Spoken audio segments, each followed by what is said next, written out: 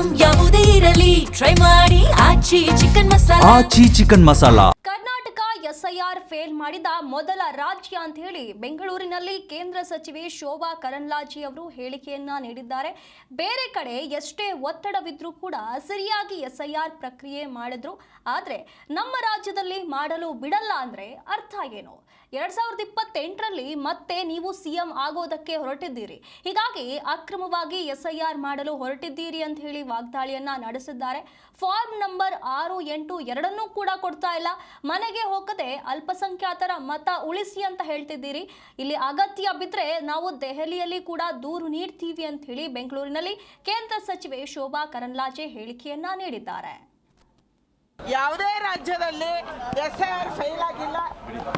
ಕಾನೂನು ಪ್ರಕಾರವಾಗಿ ಆಯಾ ರಾಜ್ಯಗಳಲ್ಲಿ ಎಷ್ಟೇ ಒತ್ತಡ ಇದ್ರೂ ಕೂಡ ನಮ್ಮ ಅಧಿಕಾರಿಗಳು ಸರಿಯಾದ ರೀತಿಯಲ್ಲಿ ನಡೆಸಿದ್ರು.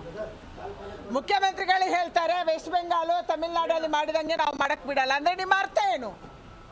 ಕರ್ನಾಟಕ ರಾಜ್ಯದಲ್ಲಿ ನ್ಯಾಯಯುತವಾಗಿ ಎಸ್ಐಆರ್ ಅನ್ನ ಮಾಡಕ್ ಬಿಡಲ್ಲ. 2028ರಲ್ಲಿ ಮತ್ತೆ ನೀವು ಮುಖ್ಯಮಂತ್ರಿ ಆಗುವಂತ ಆತುರದಲ್ಲಿ ಕಾನೂನು ಬಾಹಿರವಾಗಿ ಎಸ್ಐಆರ್ ಅನ್ನು ಮಾಡಕ್ ಹೊರಟಿದ್ದೀರಿ.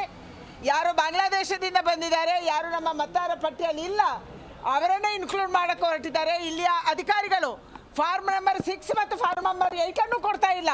ಅಂದರೆ ನಿಮ್ಮ ಉದ್ದೇಶ ಏನು? ನಿಮ್ಮ ಉದ್ದೇಶ ಇರುವಂಥದ್ದು ಕರ್ನಾಟಕ ರಾಜ್ಯದಲ್ಲಿ ನ್ಯಾಯಯುತವಾದಂಥ ಮತದಾರ ಪಟ್ಟಿ ಆಗಬಾರ್ದು, ಇದು ನಿಮ್ಮ ಉದ್ದೇಶ ಇದೆ. ಅದಕ್ಕಾಗಿ ಇಲ್ಲಿಯ ಅಧಿಕಾರಿಗಳನ್ನು ನೀವು ಬಲಿ ಕೊಡ್ತಾ ಇದ್ದೀರಿ.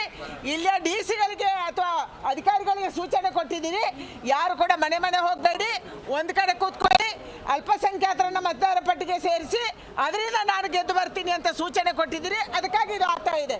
ಕರ್ನಾಟಕ ರಾಜ್ಯ ಸೋಲಿಸ್ತಾ ಇದ್ದೀರಿ. ನಾಳೆ ದೂರು ಕೊಡ್ತೀನಿ ಡೆಲ್ಲಿನಲ್ಲಿ.